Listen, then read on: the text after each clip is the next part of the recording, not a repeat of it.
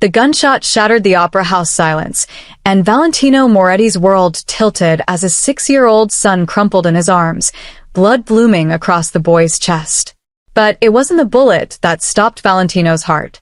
It was watching the curvy waitress with terrified hazel eyes drop her tray and sprint toward them, her hands glowing with an impossible golden light that pulsed like a living heartbeat. She pressed her palms to Marco's wound, and the child who'd been deaf since birth suddenly gasped, his dark eyes flying open as sound flooded his consciousness for the first time. The boy's scream of wonder pierced the chaos, and Valentino felt something ancient and primal awaken in his chest as he stared at the woman who'd just performed a miracle. Welcome, besties. Please like, share, subscribe, and tell me where you're watching from. The woman stumbled backward, her glowing hands fading to normal as police sirens wailed outside the Boston Opera House. Valentino caught her before she collapsed, his arms wrapping around her soft curves instinctively. She was trembling, her body warm against his despite the December cold seeping through the shattered windows. Her name tag read Grace in simple letters, and Valentino's mind cataloged every detail with the precision that had made him the most feared mafia boss on the East Coast. Full lips, dark hair escaping a messy bun, curves that made his hands itch to explore, and eyes that held secrets deeper than any he'd ever kept. "What did you do to my son?" His voice was deadly calm, the tone that made grown men confess their sins. Grace's hazel eyes met his without fear, and that intrigued him more than the impossible healing he'd just witnessed. "I saved his life." "You're welcome." Marco was crying, but not from pain. The boy was touching his ears, his mouth forming words with the careful deliberation of someone hearing his own voice for the first time. "Papa? Papa, I can't hear you." Valentino's knees almost buckled. 6 years. 6 years of specialists and surgery consultations, and being told his son would never hear the world around him. 6 years of learning sign language and watching Marco retreat into silence after his mother's murder. And this woman had fixed everything with a touch. How? Valentino demanded, his grip on Grace tightening possessively. "I don't know." Her voice shook. "It just happens sometimes when someone's hurt. I can't control it." The police burst through the opera house doors, and Valentino's security team materialized from the shadows. His second-in-command, Rocco, assessed the situation with veteran eyes. "Boss, we need to move. The shooter's gone, but whoever sent him will try again." Valentino looked at Grace, at the woman who'd somehow become essential in the span of 3 minutes. "You're coming with us." "Like hell I am." She tried to pull away, but his arms were iron. "Someone just tried to kill my son in a room full of witnesses. That means they know we were here. That means they saw what you did." Valentino's thumb brushed her jaw, the touch electric. "Every enemy I have will want you now, Bellissima. To use against me, or to possess your gift for themselves. You're safest under my protection." Grace's laugh was bitter. "Protection? You're Valentino Moretti. I know who you are. Everyone in Boston knows. You're not protection, you're a death sentence. Then you'll die beautifully." His mouth curved into a smile that didn't reach his eyes. "But you'll die mine." He lifted her into his arms before she could protest, nodding to Rocco to gather Marco. The boy was still touching his ears in wonder, and Valentino felt his chest constrict with an emotion he'd thought died with his wife 3 years ago. Hope. Dangerous, foolish hope. Grace fought him all the way to the armored SUV, her curves pressing against his chest in ways that made his blood heat despite the circumstances. She smelled like vanilla and something floral, feminine and innocent in a way that made his protective instincts roar to life. When he deposited her in the back seat and slid in beside her, caging her against the leather interior with his body, her eyes flashed with fury. "This is kidnapping. This is survival."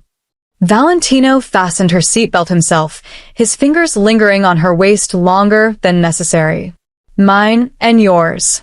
Get comfortable, Grace. You're not leaving my sight until I understand what you are and how to keep you alive." The drive to his Beacon Hill mansion took 20 minutes through Boston's winding streets. Valentino spent every second watching Grace's face, memorizing the way her throat moved when she swallowed nervously, the way her hands twisted in her lap, the way her body curved in all the right places beneath her simple waitress uniform. She was trying not to look at Marco, who sat in Rocco's lap in the front passenger seat, but Valentino saw the longing in her expression every time the boy laughed at a new sound. "You're good with children," Valentino observed. "I have a nephew." Had. Pain flickered across her face. "He died 2 years ago. Leukemia. I couldn't save him. I tried, but whatever this thing is, it doesn't work when I want it to. Only in emergencies. Only when someone's dying right in front of me." Valentino's hand found hers, his fingers threading through hers with possessive certainty. "You saved Marco. That's all that matters. To you, maybe." Grace pulled her hand away, but he felt her fingers tremble. "To me, it's another reminder that I'm broken, that I can save strangers but not the people I love." The SUV pulled through the gates of Valentino's estate, a sprawling property that took up half a city block. Security cameras tracked their progress, and armed guards patrolled the perimeter with military precision. Grace's eyes widened as they approached the mansion itself, a 4-story monument to wealth and power that gleamed like a fortress in the winter darkness. "Welcome to your new home," Valentino said as Rocco opened the door. Grace climbed out without his help, her chin lifting defiantly. "This isn't my home. This is a prison." "Call it what you want, Bellissima. You're still not leaving." Inside, the mansion was warm and surprisingly elegant. Italian marble floors, priceless art on the walls, furniture that screamed old money and careful taste. A woman in her 60s appeared, her face lighting up when she saw Marco running toward her with his arms outstretched. Nana, I can't hear." The woman gasped, dropping to her knees to embrace the boy. Tears streamed down her weathered face as Marco babbled in rapid Italian, explaining everything he'd heard on the car ride. Valentino watched his mother's joy with a tight throat, remembering how she'd wept when the doctors first diagnosed Marco's deafness. "Valentino," his mother said, switching to accented English as she noticed Grace. "Who is this beautiful girl?" "Her name is Grace. She's the reason Marco can hear." Valentino's hand settled on Grace's lower back, the touch proprietary. "She'll be staying with us for a while." His mother's eyes sharpened with the intelligence that had helped her survive 50 years as a Mafia wife. "I see. Welcome to our home, Grace. I'm Maria Moretti. Please, you must be exhausted. Let me show you to a room where you can rest." Grace looked like she wanted to argue, but exhaustion won. Whatever she'd done to heal Marco had clearly drained her. She followed Maria up the grand staircase, and Valentino watched until she disappeared from sight, his body already missing her warmth. Rocco appeared at his elbow. "Boss, we need to talk about security. If word gets out about what she can do." "It won't." Valentino's voice was steel. "Lock down the estate. No one in or out without my personal approval. Double the guard rotation. And find out everything about Grace's background. Family, friends, enemies, parking tickets. I want to know who she is and why she has this gift. And if she tries to leave..." Valentino's smile was cold. "She won't get far. Make sure she understands that every exit is monitored and every attempt will be stopped. Gently if possible. By force if necessary." Later that night, Valentino found himself standing outside Grace's assigned bedroom door like a stalker. He'd showered and changed into casual clothes, but his mind wouldn't stop replaying the moment she'd touched Marco, the way her eyes had glowed with otherworldly light, the way her body had felt in his arms. He knocked once, softly, and her voice called out for him to enter. She was sitting by the window in clothes his mother must have provided, soft pants and a sweater that hugged her curves. Her hair was down now, falling in dark waves past her shoulders, and Valentino felt his control slip another notch. She was devastatingly beautiful in a way that had nothing to do with conventional prettiness and everything to do with the strength in her eyes, the fullness of her mouth, the curves that made his hands ache. "Can't sleep?" he asked, closing the door behind him. "Can't believe this is happening." Grace turned to face him. "This morning I was worried about making rent. Tonight, I'm being held captive by a Mafia boss because I apparently have magic hands. It's been a weird day. Valentino crossed to the window, deliberately invading her space until he could smell her shampoo. You're not a captive. You're under my protection. There's a difference. Is there? Because I'm pretty sure the locked doors and armed guards say otherwise. The locked doors and armed guards are keeping threats out, not you in. He touched her chin, tilting her face up to his. Though I won't lie and say I'd let you walk away even if it was safe. I want you here, Grace. Want you close where I can see you, touch you, keep you safe. Her breath hitched, and he felt the tremor that ran through her. You don't even know me. I know you risked your life to save my son. I know you have a gift that should be impossible.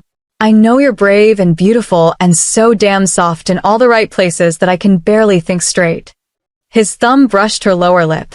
I know that I haven't wanted anyone the way I want you since my wife died. And I know that terrifies you almost as much as it terrifies me. Grace's hand came up to push him away, but her fingers curled into his shirt instead. This is insane. You're a criminal. I'm nobody. This doesn't work in any version of reality. Then we'll make our own reality. Valentino leaned closer, his mouth hovering over hers. Say yes, Bellissima. Say yes to letting me protect you. Say yes to staying here until we figure out what you are and how to keep you alive. Say yes to me. And if I say no, then I'll spend every moment proving why yes is the only answer that makes sense. He pulled back, even though it cost him. Sleep, Grace. Tomorrow we start figuring this out. Together. He left before he could do something stupid like kiss her, closing the door with the control of a man used to denying himself what he wanted. But in the hallway, he pulled out his phone and texted Rocco a single command. Camera in her room. I want eyes on her at all times. The next morning, Grace woke to find Marco sitting on her bed, watching her with curious dark eyes. The boy was holding a children's book, and when he saw her eyes open, he smiled with shy delight. Miss Grace? Will you read to me? I want to hear words. Her heart melted. How could she resist that request? She sat up, wincing at her sore muscles, and patted the bed beside her. Marco curled into her side like he'd known her forever, and Grace opened the book, reading slowly so he could savor each word. They were halfway through when Valentino appeared in the doorway, his expression unreadable as he watched them together. Marco, Nana has breakfast ready. The boy groaned but obeyed, pressing a kiss to Grace's cheek before running off. The casual affection surprised her, but not as much as the way Valentino's eyes darkened when he saw the gesture. He likes you, Valentino said, moving into the room. I like him too. He's a sweet kid. Grace stood, trying to put distance between them. Look about last night. I meant every word. Valentino cut her off, his presence overwhelming in the morning light. He was dressed for business in a suit that probably cost more than her car, his dark hair perfect, his jaw shadowed with stubble that made him look dangerous and devastatingly handsome. But we have more immediate concerns. My sources confirmed that the shooter last night was hired by the Calabrese family. They're trying to expand into Boston, and killing me would eliminate their biggest obstacle. Why are you telling me this? Because you're involved now whether you want to be or not. They know about you, Grace. My men intercepted chatter this morning.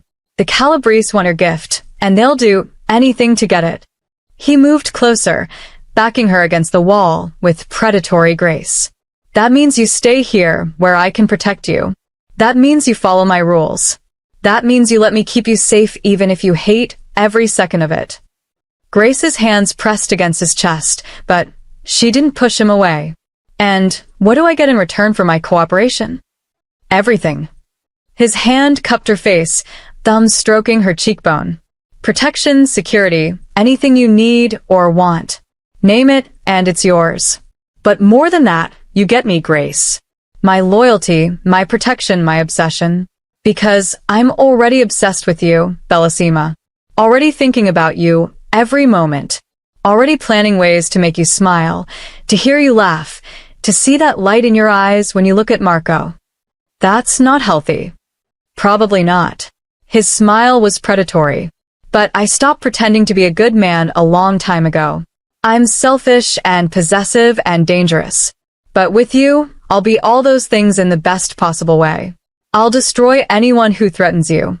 I'll give you everything you've ever wanted. I'll worship you until you forget there was ever a life before me. Grace's breathing was shallow, her body betraying her even as her mind screamed warnings. You're trying to seduce me into staying. Is it working? No. Liar. He leaned in until his mouth brushed her ear. Your pulse is racing. Your pupils are dilated. Your body knows what you want even if your mind won't admit it yet. You want me, Grace. Want this. Want to see what happens if you let yourself fall. She shoved him away with strength she didn't know she had. I want to go home. You are home. Valentino's expression hardened. And the sooner you accept that, the easier this will be. Now come have breakfast. My mother made her famous frittata, and refusing would break her heart. He left without waiting for her response, and Grace slumped against the wall, her heart pounding. She was in so much trouble. Because he was right. She did want him. Wanted his intensity, his protection, his obsession. Wanted to be the center of his world the way his son was. Wanted to matter to someone who wasn't afraid of the strange power that lived in her hands. But wanting and having were two different things. And she had no idea how to survive the difference. By the end of the week, Grace had settled into a routine that felt both surreal and oddly comfortable. Mornings with Marco, teaching him new words and watching his joy at every sound. Afternoons in the library where Valentino kept her company while working on his laptop, his presence a constant reminder of her captivity and her growing attraction. Evenings with the family, Maria teaching her Italian phrases while Valentino watched with possessive satisfaction. The compound itself was beautiful but oppressive. 20-foot walls topped with cameras and motion sensors. Armed guards who nodded respectfully when she passed, but would clearly stop her if she tried to leave. Luxury everywhere she looked, but all of it wrapped in the reality that she was a prisoner in a gilded cage. You're thinking too hard, Valentino said one afternoon, looking up from his laptop. They were in his study, a masculine space of dark wood and leather that smelled like him. Grace was curled in an armchair by the fireplace, supposedly reading but actually plotting escape routes in her mind. I'm thinking the appropriate amount for someone being held against their will. You say that like you're suffering.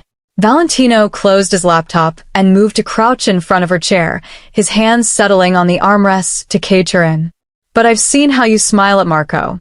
How you light up when my mother teaches you to cook. How you look at me when you think I'm not watching. Grace's cheeks heated. You're imagining things. Am I? His hand slid up her thigh, the touch burning through her jeans. Then why is your heart racing? Why are you leaning toward me instead of away? Why haven't you tried harder to leave? Because your guards would stop me. Because you don't really want to go. His other hand cupped her face. Admit it, Grace. You like it here. Like being taken care of.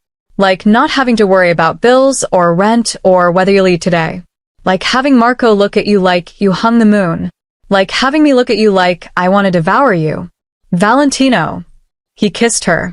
Finally kissed her after a week of torture and longing and denial. His mouth was demanding, possessive, claiming her with the same intensity he did everything else. Grace gasped against his lips, and he took advantage, deepening the kiss until she was drowning in him. His hand tangled in her hair, angling her head for better access, and she melted despite her best intentions. When he finally pulled back, they were both breathing hard. His eyes were nearly black with desire, and Grace knew she must look equally wrecked. Still want to leave? He asked roughly. Yes. No. I don't know. She pressed her hands to her face. You're making me crazy. Good. I've been crazy since the moment I met you. Only fair you join me. He stood, putting distance between them with visible effort. But I'll wait. Wait until you're ready to admit what's happening between us.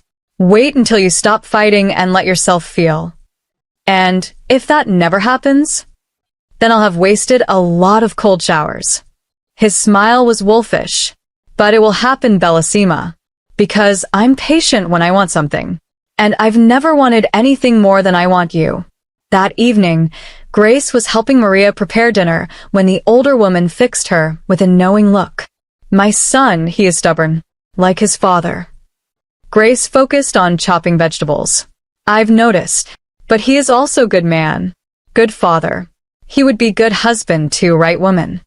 Maria's hand covered Grace's, stilling her knife. "You are right, woman, I think. You make Marco happy. Make Valentino remember how to smile. This is gift more precious than healing hands." "Maria, I can't. Can't or won't. There is difference." The older woman squeezed her hand. "I know my son's world is dark. I know what he does is dangerous and sometimes wrong.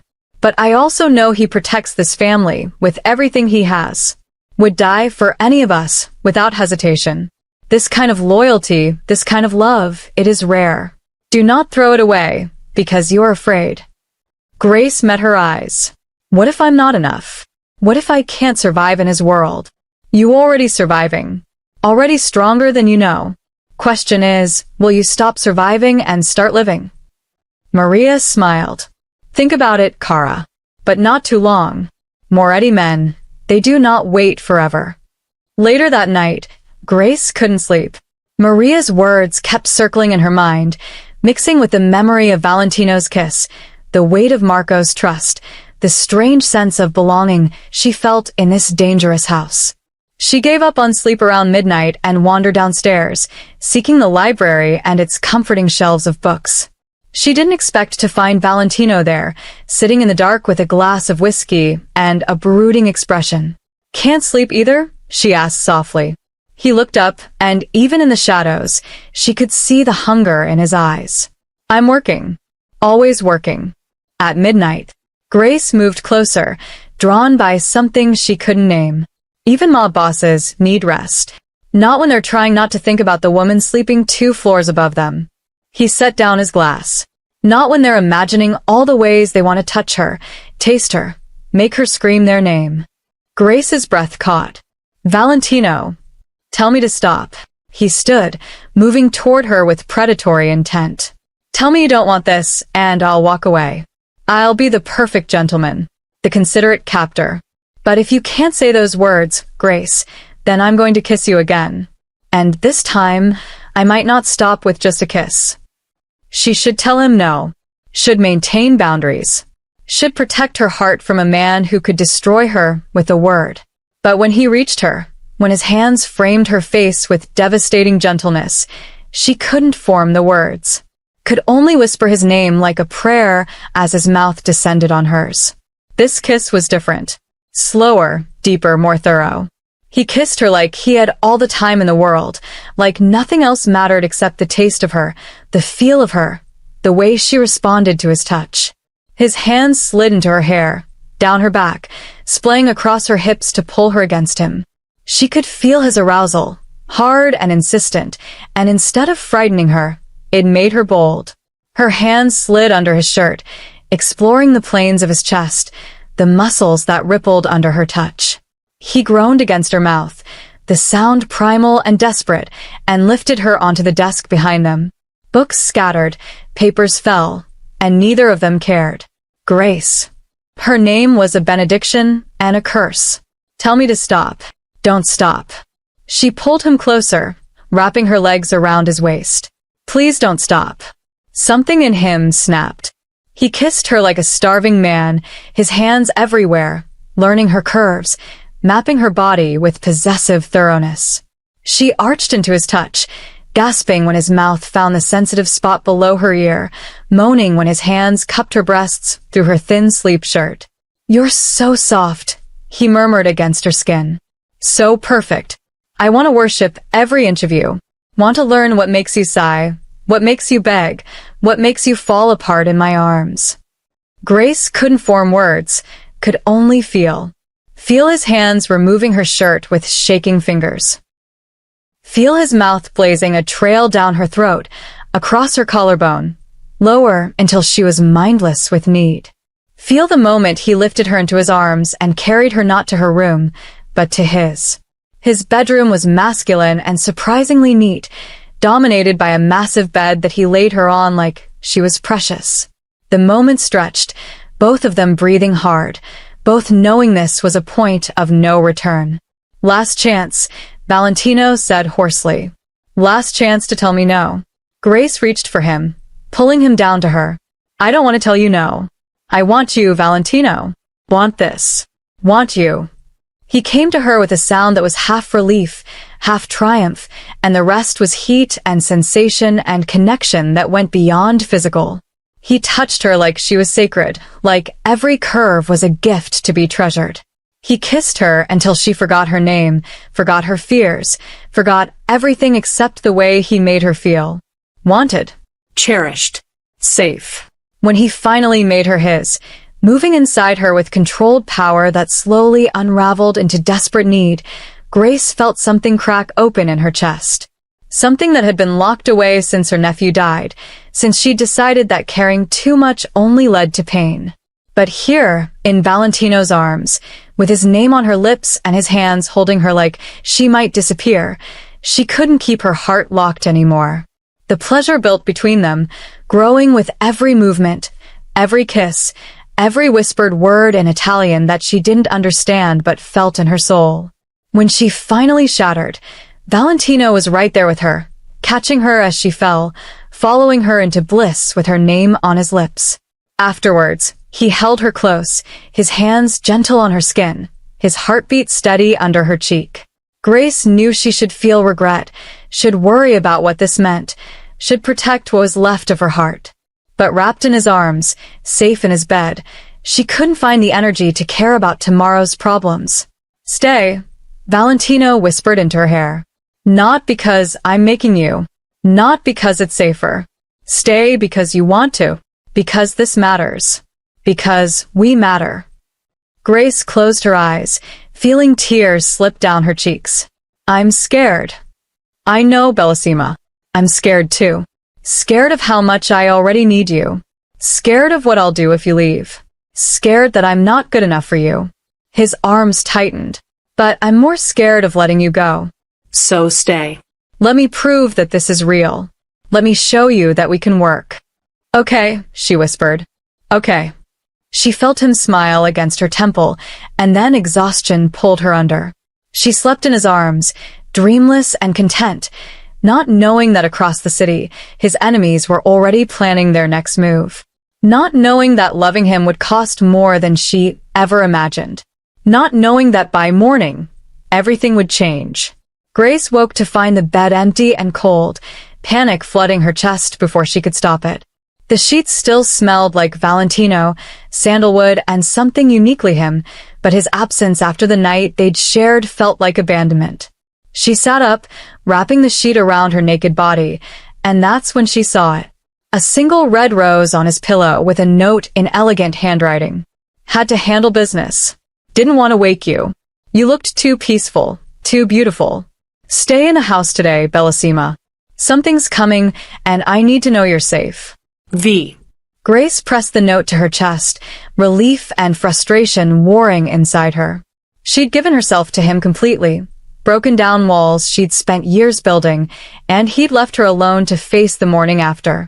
But the rose, the note, the care in his words, told her he wasn't running. He was protecting. Always protecting. She showered in his bathroom, using his soap and shampoo, marking herself with his scent. When she emerged wrapped in one of his shirts that hung to her thighs, Maria was waiting in the bedroom with clothes and a knowing smile. He asked me to make sure you eat breakfast.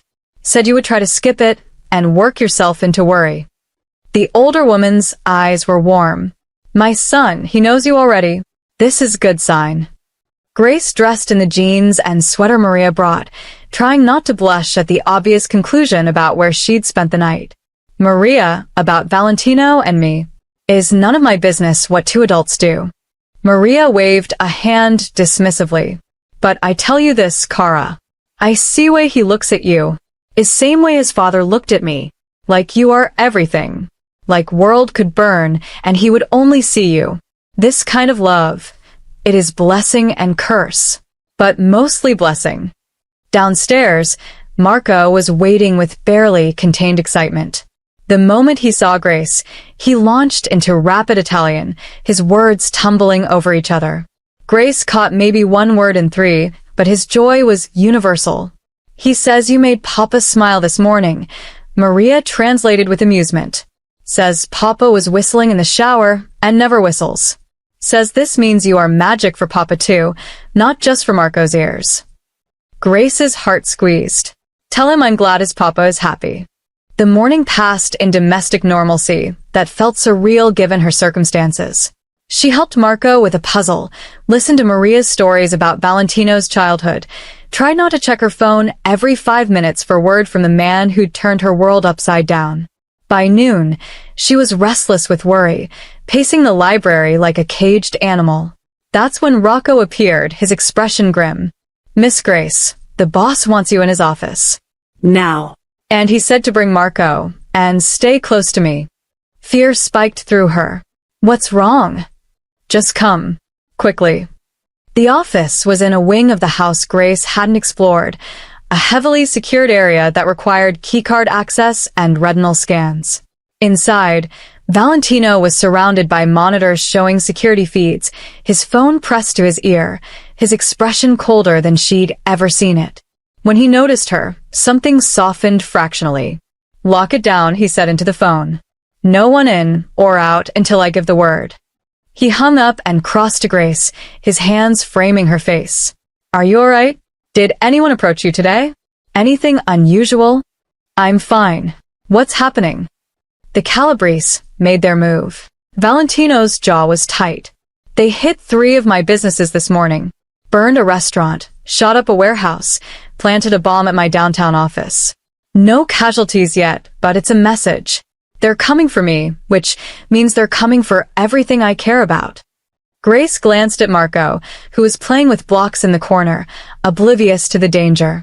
What do? We prepare for war. Valentino's thumb stroked her cheek. I need to leave. Handle this personally before they escalate further. But you and Marco stay here, where my best men can protect you. The compound is a fortress. Nothing gets through those walls without my knowledge. How long will you be gone? As long as it takes. He kissed her forehead, her cheeks, finally her mouth with aching tenderness. But I need you to promise me something, Bellissima. Promise you won't do anything stupid while I'm gone. No trying to leave, no sneaking out, no putting yourself at risk. Valentino, promise me. His hands tightened on her face. Because if something happened to you while I was gone, if they got to you because I wasn't here to protect you, I would burn this city to ash. I would destroy everyone and everything until the people responsible paid. And I would never forgive myself for failing you. The raw emotion in his voice undid her. I promise. We'll stay safe. But you have to promise me something too. Promise you'll come back. That you won't do something reckless and get yourself killed playing hero. I'm no hero, Grace. I'm the villain in most people's stories. His smile was bitter. But for you and Marco, I'll be whatever you need me to be. And I always keep my promises. He kissed her one more time, deep and possessive and desperate, before pulling away. Rocco was waiting by the door with Marco, and Valentino knelt to embrace his son, speaking rapid Italian that made the boy nod seriously. Then he was gone, taking most of the security team with him, leaving Grace with a handful of guards and a sick feeling in her stomach. The afternoon crawled by. Grace tried to keep Marco distracted with games and books, but she could feel the tension in the house, the way the remaining guards checked their weapons and spoke in low, urgent voices. Maria made dinner, but none of them had appetite. They were waiting, all of them, for news that didn't come. By evening, Grace's nerves were frayed. She tried calling Valentino 3 times, but each call went straight to voicemail. Rocco assured her this was normal during operations, that the boss always went dark when handling family business, but it didn't ease her worry. She put Marco to bed, reading him stories until he fell asleep, then retreated to Valentino's room, where his scent still lingered on the sheets. She must have dozed off, because the sound of gunfire jerked her awake. For a moment, she thought she was dreaming, but then she heard shouting, more shots, and the unmistakable sound of the compound's alarms blaring through the house. Grace ran to the door, her heart in her throat. Through the window, she could see muzzle flashes in the darkness, could hear Rocco's voice barking orders over the chaos. They were under attack. The Calabrese had found them. She ran to Marco's room, finding Maria already there, the older woman clutching the boy protectively. Marco was crying, his hands over his newly hearing ears, overwhelmed by the violence he could now perceive. The safe room, Maria said urgently. We must get to the safe room. Grace had no idea where that was, but she grabbed Marco and followed as Maria led them down a hidden staircase behind a bookshelf. The sounds of fighting grew fainter as they descended into a reinforced room beneath the mansion, steel walls and enough supplies to last weeks. Maria locked the door with shaking hands, and they huddled together in the artificial light, listening to the muffled chaos above. How did they get through the walls? Grace whispered. They must have inside help. Someone betrayed us. Maria's face was pale. But Valentino will come. When he hears about the attack, he will come for us. He will save his family. Always he saves his family. Grace held Marco close, the boy trembling against her chest, and prayed Maria was right. Prayed Valentino would come in time. Prayed they'd all survive this night to see morning. Hours passed. The sounds above gradually faded to silence, which was somehow worse than the gunfire. Grace couldn't tell if that meant Valentino's men had won, or if the Calabrese had taken the compound. Marco had cried himself into exhausted sleep, and Maria was praying under her breath in Italian. Then they heard it. Footsteps above. The sound of furniture being moved. Someone searching. Grace's blood turned to ice when she heard voices, rough and unfamiliar, speaking in Italian she couldn't fully understand. But she caught enough words. Find them. The boss wants the healer and the kid alive. Kill anyone else. Maria's hand found hers, squeezing hard. They were trapped. If those men found the safe room entrance, there was nowhere left to run. The footsteps came closer. Stopped right above them.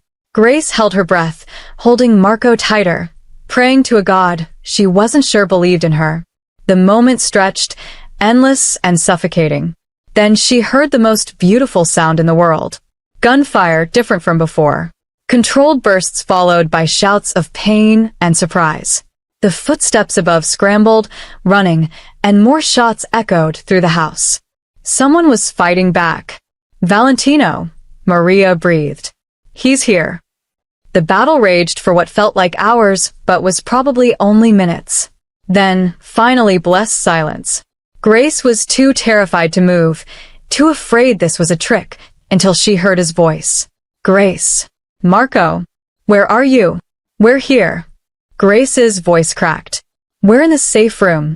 The sound of the bookshelf moving was the most beautiful thing she'd ever heard. The door flew open, and there was Valentino, his suit torn and bloody, his face a mask of controlled fury that melted into relief when he saw them unharmed. Cristo. He dropped to his knees, pulling all three of them into his arms. Cristo, I thought I'd lost you. Thought I'd been too late. Grace buried her face in his neck, breathing him in, needing the proof that he was real and alive and here. You came.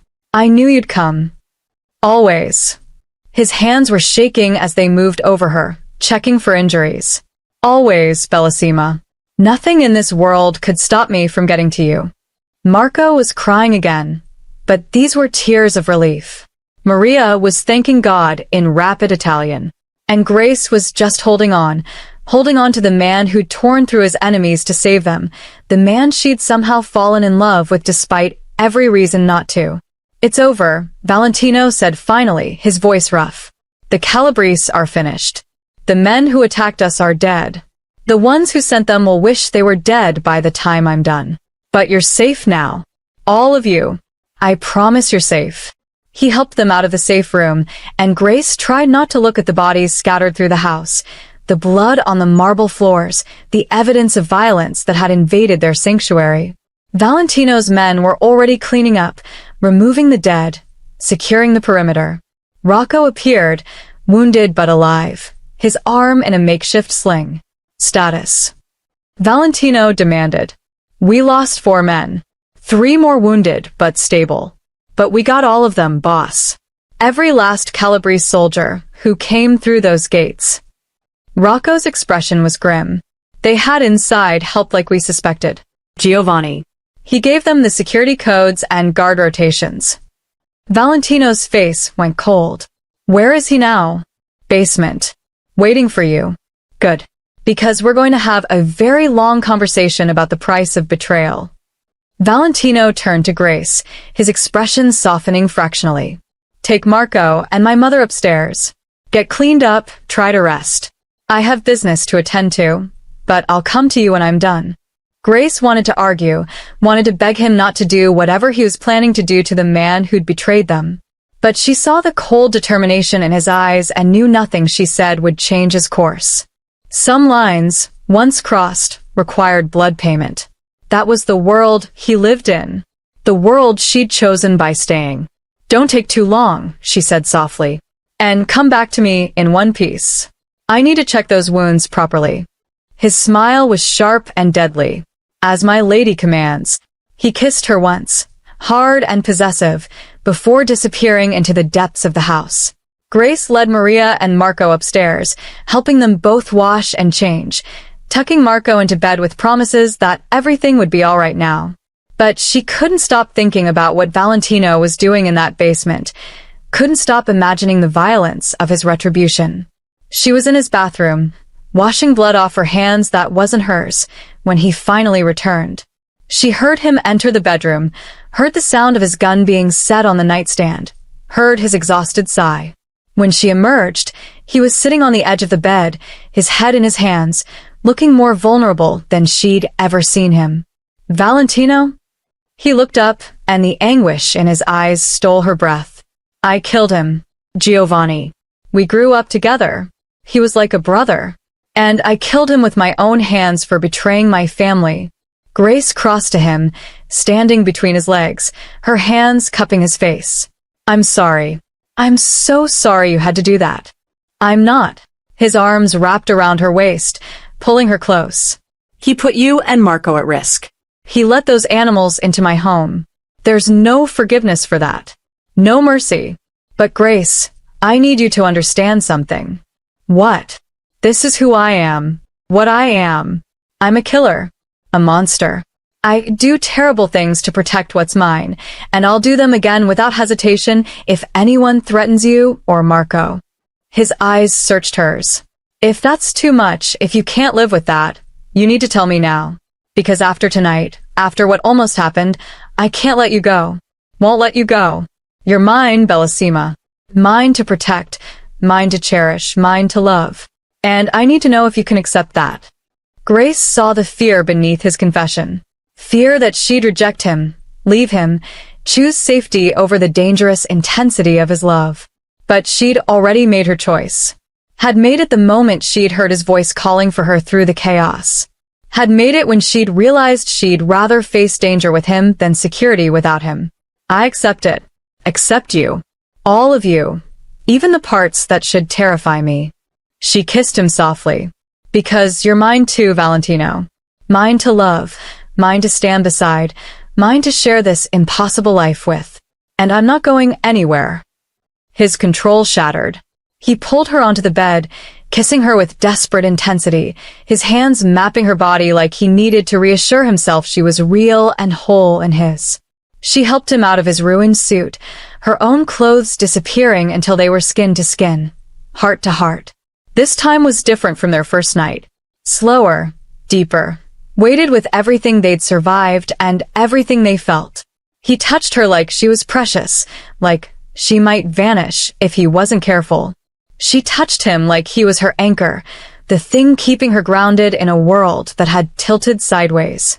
When he moved inside her, Grace felt tears slip down her cheeks. Not from pain or fear, but from the overwhelming rightness of being connected to him this way. From knowing that despite the danger, despite the blood and violence, despite everything that said they shouldn't work, they did.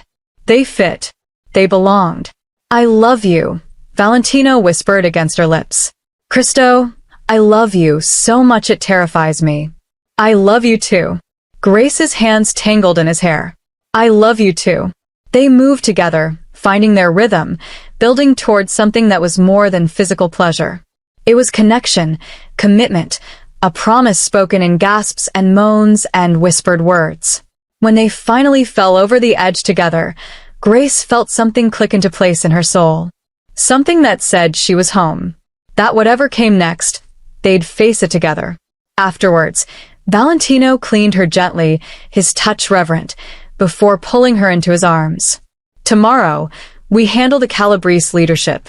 End this war permanently. But tonight, I just want to hold you. Need to feel you breathing, safe in my arms. I'm not going anywhere, Grace promised. She fell asleep listening to his heartbeat, feeling safer than she ever had, not knowing that across the city, an even greater threat was watching and waiting. Not knowing that her gift had attracted attention far more dangerous than a rival Mafia family. Not knowing that the real test of their love was still to come.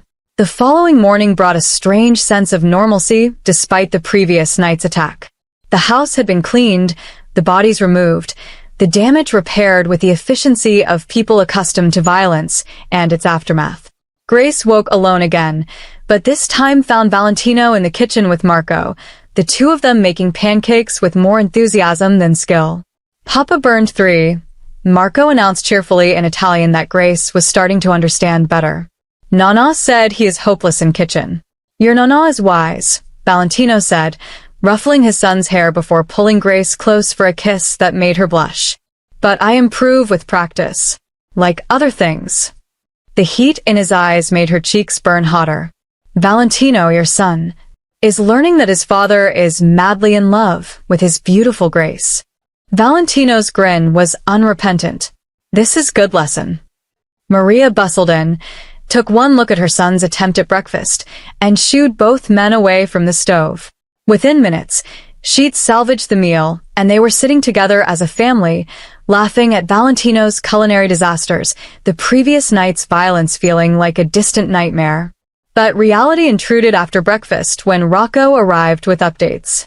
The Calabrese leadership had requested a meeting, claiming they wanted to negotiate peace. Valentino's response was cold laughter.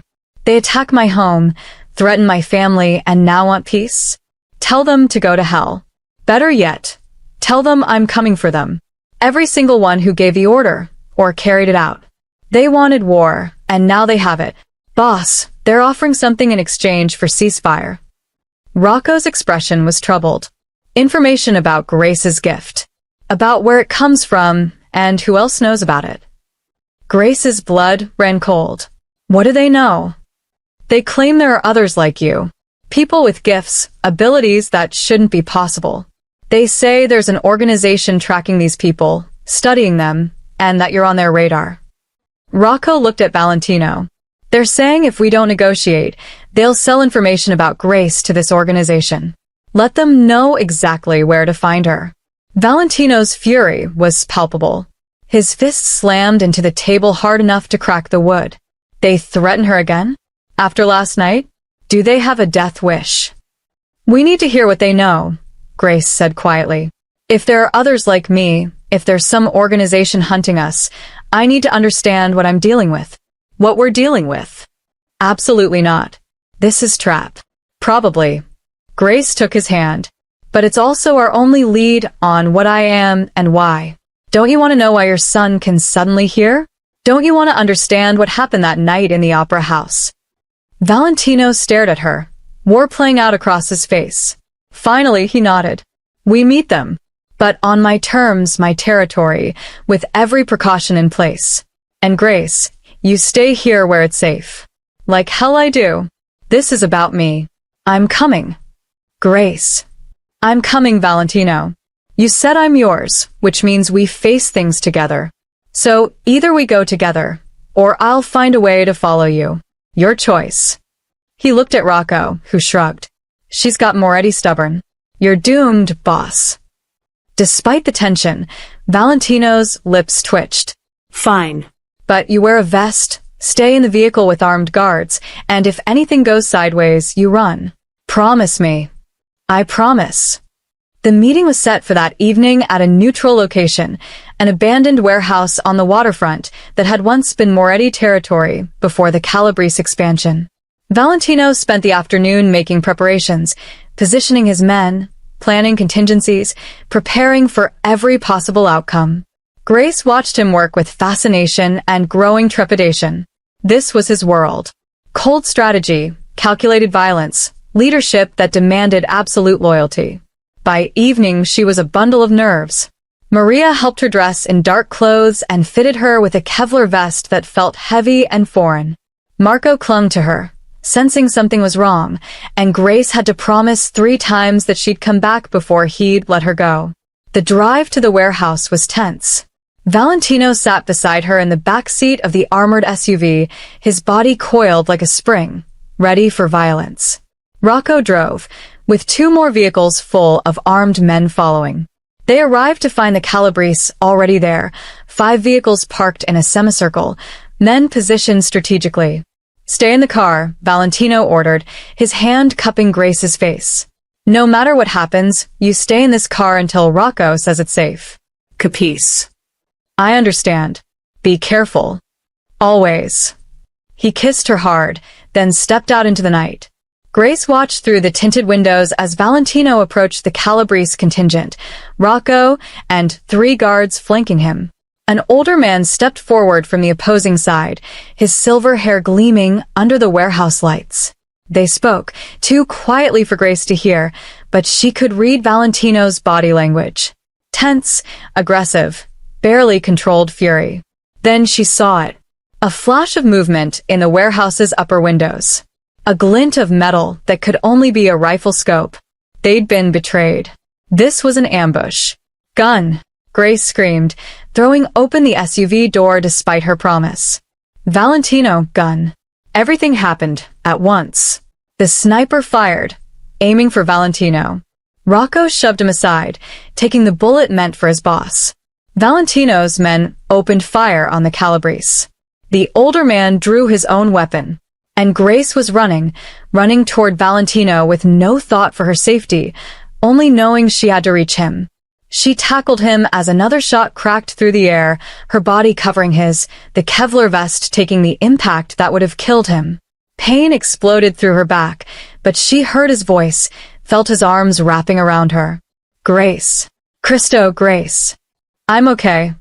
She gasped for breath, the vest having absorbed most of the bullet's force, but still leaving her bruised and winded. The vest. "I'm okay." Valentino was roaring orders, his men systematically eliminating the Calabrese forces. The battle lasted less than 3 minutes, ending with the older man on his knees, surrounded by Moretti soldiers, his forces dead or dying around him. "You set us up," Valentino said coldly, his gun pressed to the man's forehead. "Broke every rule of engagement. For that alone, you die. But first, you tell me everything you know about Grace's gift. Everything about this organization. And if I believe you, maybe your death will be quick." The old man's laugh was bitter. "You think killing me changes anything? The Institute has been watching your woman since the Opera House. They have files on her, photographs, video of what she did to your son. They know everything, Moretti. And they want her. We'll take her eventually, no matter how many guards you surround her with." The Institute. Government black ops, maybe. Private research, possibly. No one knows for sure. But they find people with abilities, study them, use them. Your woman's healing gift would be invaluable to them. They'll come for her, and when they do, even you won't be able to stop them. Valentino's finger tightened on the trigger. "Then I'll kill anyone they send. Build walls they can't breach. Protect her until my dying breath. You underestimate what I'm willing to do for her. Then you're a fool. The Institute has resources you can't imagine. Weapons, technology, political power. They'll tear through your organization like paper, and when they have her, they'll dissect that gift until there's nothing left of the woman you love." Grace felt ice flow through her veins. Was this her future? Running from shadowy organizations? Putting Valentino and Marco in danger just by existing? "No more," she said quietly. "Valentino, let him go." What? Valentino's head snapped toward her. "Grace, he tried to kill us. Both of us." I know. But killing him won't stop the Institute. Won't make me safer. It'll just add another body to the count. She moved to his side, her hand on his arm. We need information more than revenge. Let him live long enough to tell us everything he knows. Then we decide what to do. Valentino looked at her like she'd lost her mind. Bellissima, this man would have murdered you without hesitation. Would have sold you to these people. And you want mercy? I want strategy. We can't fight what we don't understand. Grace met the old man's eyes. Tell us everything about the Institute. Who they are, what they want, how they find people like me. Tell us, and we'll let you live long enough to run very, very far away.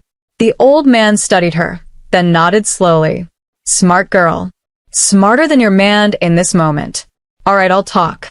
But we do this somewhere less exposed. Those Institute observers? They're probably watching right now. They moved to a secure location, one of Valentino's safe houses in the industrial district, a nondescript building that was actually a fortress. The old man, whose name was Carlo Calabrese, sat across from them in a windowless room, his hands zip-tied, 2 guards at his back. Rocco was being treated in another room, the bullet having passed clean through his shoulder. He'd live, but it had been close. Too close.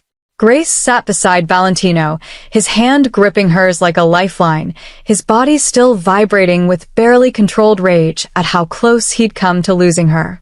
She had bruises blooming across her back where the vest had taken the bullet's impact, but she was alive. They both were. That was all that mattered. Talk, Valentino ordered. And if I suspect you're lying even once, I'll start removing body parts until truth becomes more appealing than deception. Carlo's smile was grim. The Institute of Human Advancement, they call themselves. Been around since the Cold War, maybe longer. Started as government project to create super soldiers, psychics, enhanced humans. Most attempts failed. But occasionally someone manifests abilities naturally. Like your woman.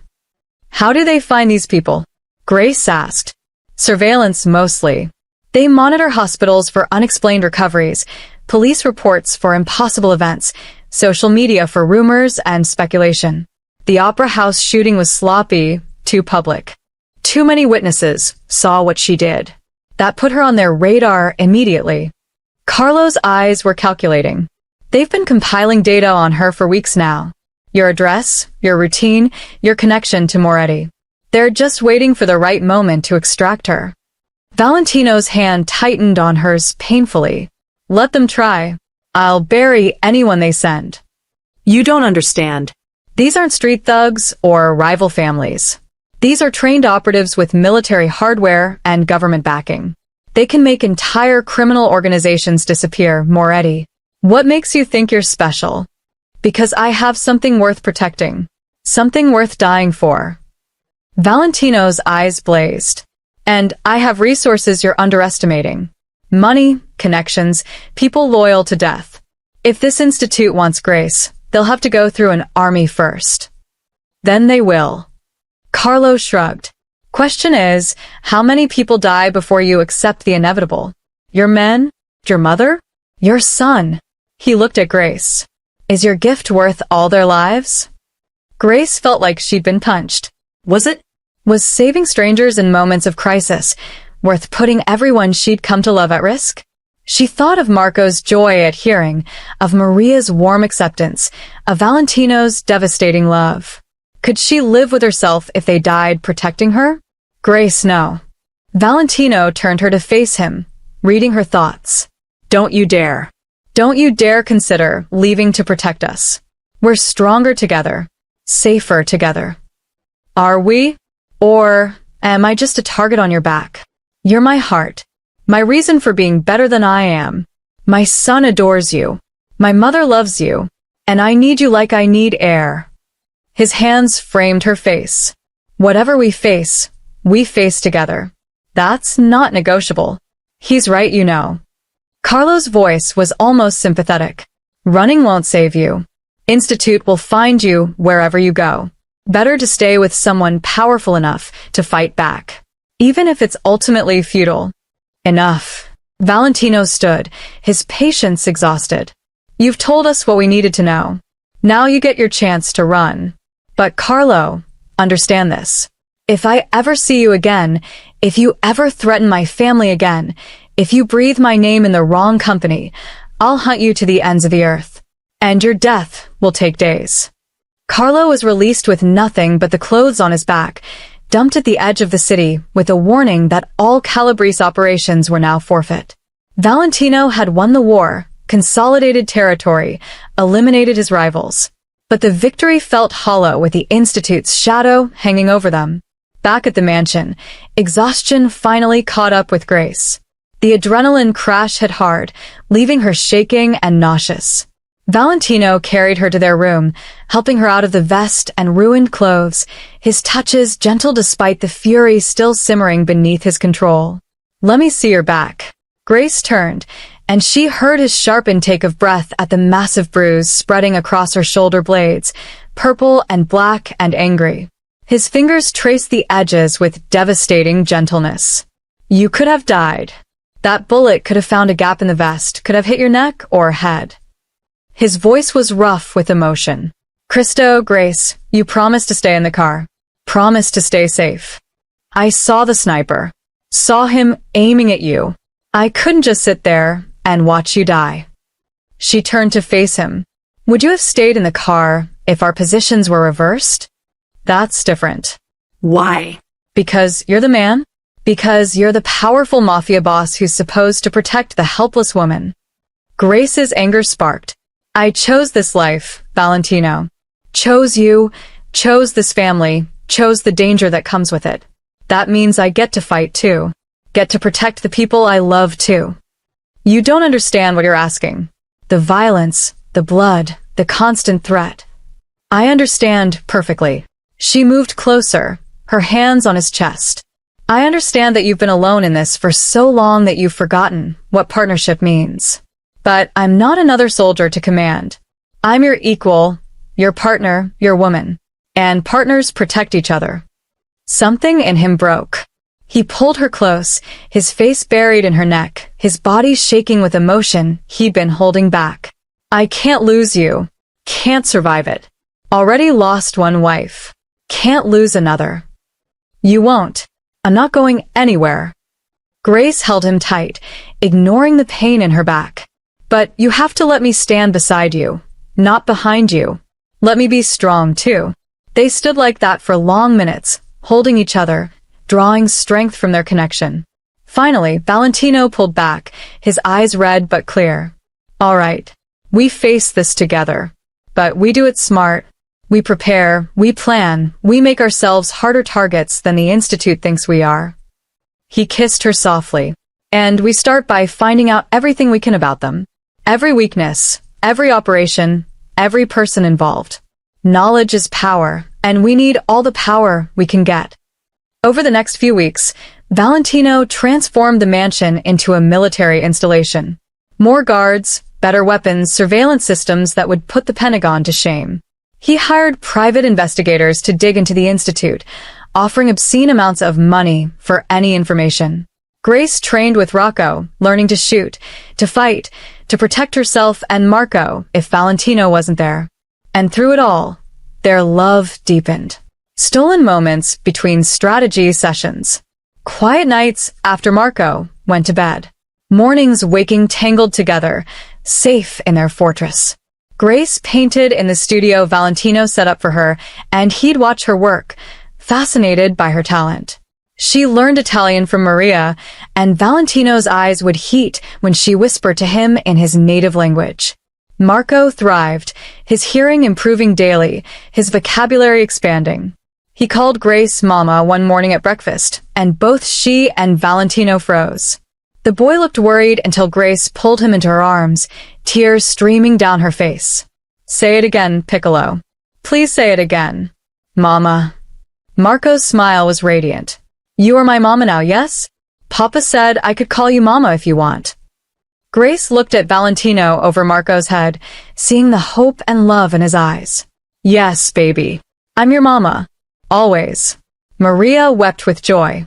Valentino looked suspiciously bright-eyed, and Grace felt another piece of her heart click into place. This was her family now. Dangerous, complicated, born from impossible circumstances, but utterly hers. That evening, Valentino took her to the rooftop terrace, the city spread out below them like a carpet of lights. He'd set up candles and wine, soft music playing from hidden speakers. Grace smiled, recognizing a seduction when she saw one.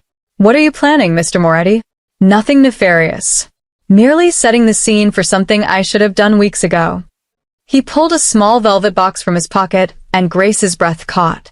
"Grace Elena Blake, you walked into my life during my darkest moment and brought light.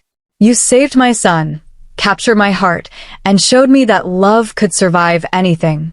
You're brave and beautiful and stubborn as hell, and I thank God every day that you were working that opera house." He opened the box, revealing a ring that was elegant in its simplicity, a single diamond surrounded by smaller stones that caught the candlelight. "I know this is fast. I know we've only known each other a few months. But Bellissima, I've lived enough to know when something is right. And you're right. You're everything. Marry me. Be my wife officially, not just in my heart. Let me give you my name, my protection, everything I am, and everything I have." Grace's hands covered her mouth, tears spilling over. "Valentino, I know the timing is terrible with the Institute threat. I know it's selfish to bind you to me when I can't guarantee your safety. But Grace, I need this. Need you to be mine in every possible way. Need to know that whatever comes, we face it as husband and wife." "Yes." The word burst out of her. "Yes, of course yes. I love you. Want to marry you. Build a life with you. Be Marco's mother officially. Yes to everything." He slipped the ring on her finger, and it fit perfectly, like it had been made for her.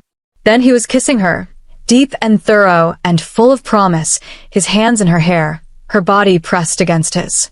When they finally broke apart, both breathing hard, he rested his forehead against hers. "We'll have the wedding soon. Small, family only, here where it's safe. I can't wait months or years, Bellissima.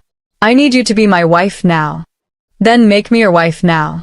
Grace pulled him toward the terrace doors. "I don't need a ceremony to know I'm yours. Just you, me, and forever starting tonight."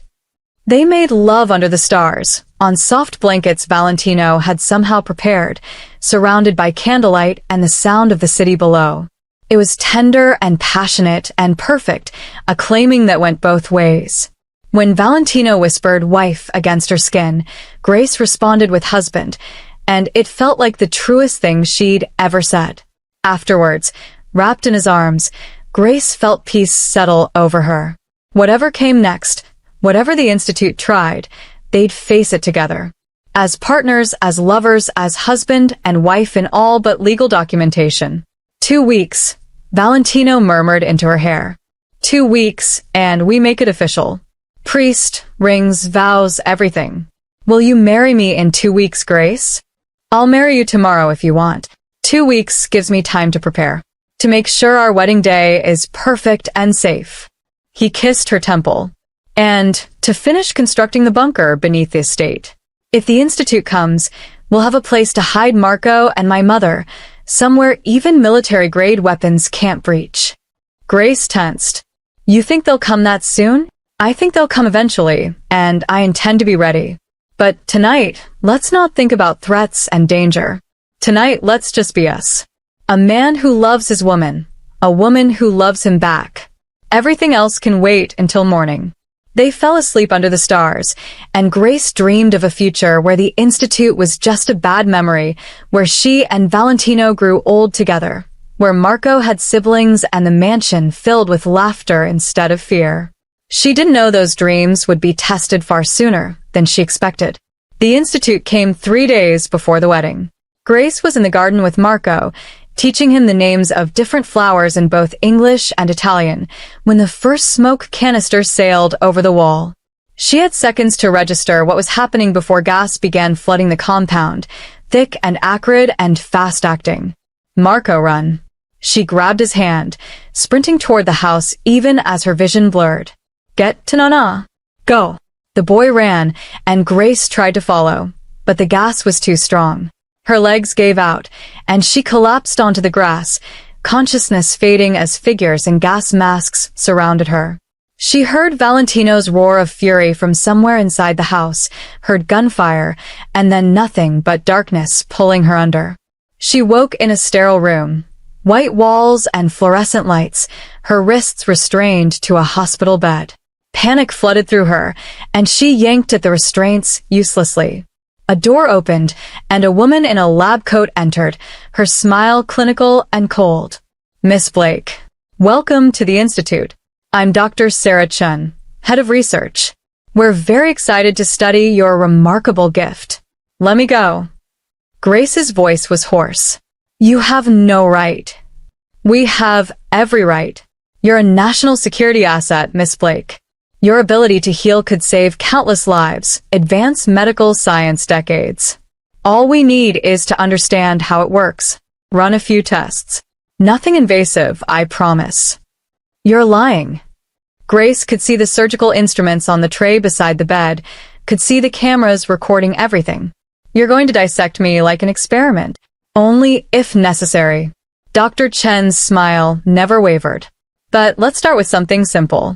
Tell me, when did you first manifest your ability?" Grace clamped her mouth shut. She wouldn't give them anything, wouldn't help them understand what she could barely understand herself. Dr. Chen sighed. "Stubbornness will only make this harder. We have ways of encouraging cooperation. And Miss Blake, your boyfriend, the dangerous Mr. Moretti, he can't reach you here. This facility is hidden, heavily guarded, and completely off the grid. You're ours now. The sooner you accept that, the easier this will be." But Grace was already planning, already looking for weaknesses, for opportunities. Because she knew something Dr. Chen didn't. Valentino Moretti didn't give up on what was his. And he'd tear the world apart to find her. She just had to survive long enough for him to succeed. Meanwhile, back at the mansion, Valentino was losing his mind. The gas had knocked out most of his men before they could react, and by the time he'd reached the garden, Grace was gone. Vanished without a trace. No demands, no ransom note, no communication. Just gone. Find her. His voice was deadly calm, the kind of calm that preceded massacre. "I don't care what it takes, what it costs, who you have to pay or threaten or kill. Find my wife." "Boss, we're trying." Rocco looked haggard. But they covered their tracks perfectly. No traffic cameras caught them leaving, no witnesses, nothing. "Then try harder. Call in every favor we're owed. Lean on every contact. Offer money, lots of it, to anyone with information." Valentino's hands were shaking. "And get the FBI director on the phone. It's time to cash in that particular debt." Marco was inconsolable, crying for his mama, not understanding why she was gone. Maria held the boy, her own face drawn with worry, while Valentino worked the phones, pulling strings, threatening, begging, doing whatever it took to get a lead. It took 2 days. 2 days of Valentino barely sleeping, barely eating, existing in a fog of fury and desperation. Then one of his investigators struck gold. A shell corporation that didn't quite hide its government funding. A remote facility in upstate New York that showed up on satellite imagery, but not on any official maps. A place that shouldn't exist, which meant it probably housed secrets the government wanted hidden. That's where she is. Valentino stared at the satellite photos. That's where they took her. "Boss, if that's a government black site, we can't just assault it. That's an act of war. They'll come down on us with everything they have. Let them." Valentino's smile was feral. "I'll burn their facility to the ground and dance in the ashes. They took my Grace. That's the only act of war that matters." He assembled a team of 20 men, the best fighters he had, equipped them with military-grade weapons and explosives. They loaded into vehicles under cover of darkness, Valentino in the lead car, his mind focused on a single goal: get Grace back. Everything else was secondary. The drive took 4 hours. 4 hours of Valentino imagining what they might be doing to her, what tests they were running, whether she was scared or hurt or thinking he'd abandoned her. Each thought fueled his rage, sharpened his determination. The Institute had made a fatal mistake. They'd threatened what he loved most. And for that, they would pay in blood. They reached the facility at dawn, a nondescript complex of buildings surrounded by fencing and guard towers. Valentino studied it through binoculars, memorizing patterns, counting security forces. Rocco laid out the attack plan, and Valentino approved with a nod. Remember, Grace is priority one. We get her out alive, no matter what. Anyone who tries to stop us dies. Anyone who surrenders gets zip-tied and left. But if they fight, we show no mercy. Understood. His men nodded, faces grim. They'd all come to like Grace, this curvy woman who'd gentled their boss, who'd brought light to the dark Moretti mansion. They'd get her back or die trying. The assault began with cutting the power, plunging the facility into darkness. Then Valentino's team breached the fence in 3 locations, moving with military precision through the compound. Alarms blared, guards responded, and the firefight began. Valentino moved through it like an avenging angel, his gun finding targets with deadly accuracy, his focus absolute. He found Grace in a secure wing, still restrained to that hospital bed, bruises on her arms from blood draws and injections. Dr. Chin was standing over her with a syringe, and Valentino saw red. Step away from her. His gun was aimed at the doctor's head. Step away or die where you stand. Dr. Chin froze, then slowly moved back. Valentino rushed to Grace's side, cutting her restraints, gathering her into his arms. She was conscious but groggy, whatever they'd given her making her movements sluggish. Valentino? Her voice was slurred. You came. I knew you'd come. Always, Bellissima. Always. He kissed her forehead, her cheeks, checking for injuries. Did they hurt you? What did they do? Tests. Blood draws. Questions I didn't answer. Grace's eyes focused on Dr. Chen. She wanted to cut me open. See how the gift works inside me. Valentino's gun swung back to the doctor. You wanted to dissect my wife? She's not your wife legally. And she's a research subject, not a person. Her ability could change medicine forever. Dr. Chen's voice was clinical, detached. Killing me won't stop the Institute. We have her DNA now. Her blood samples. We can continue our research with or without her. Then I'll destroy your samples too. Burn this entire facility and everyone in it. Valentino lifted Grace gently. And you, doctor, you get to live with the knowledge that you tortured an innocent woman for science. Hope you sleep well. He carried Grace out as his men finished securing the building, setting explosives that would reduce the facility to rubble. They were in the vehicles and speeding away when the first detonation rocked the compound, flames rising into the morning sky. Grace watched from the safety of Valentino's arms, her head on his shoulder. You really did burn it down. I said I would. I keep my promises. He kissed her hair. Are you all right? Really all right. I am now. Now that you're here. She tilted her face up to his. Take me home, Valentino. Take me home to Marco and Maria. Take me home so we can get married like we planned. 3 days, Bellissima. 3 days and you'll be my wife in every way that matters. The wedding was small and perfect, held in the mansion's garden with only family and closest associates present. Grace wore a simple white dress that Maria had altered to fit her curves perfectly, and Valentino wore a suit that made him look like a Mafia prince from a movie. Marco served as ring-bearer, his face solemn with the importance of his role. They exchanged vows in Italian and English, promising love and loyalty and forever. When the priest pronounced them husband and wife, Valentino kissed Grace like she was air and he'd been drowning, and their small audience cheered. The celebration lasted into the night, laughter and joy filling the mansion for the first time in weeks. That night, in their bedroom, Valentino made love to his wife with reverent intensity, whispering promises against her skin, showing her with touch and kiss what words couldn't express. And Grace responded with equal passion, claiming him as thoroughly as he claimed her.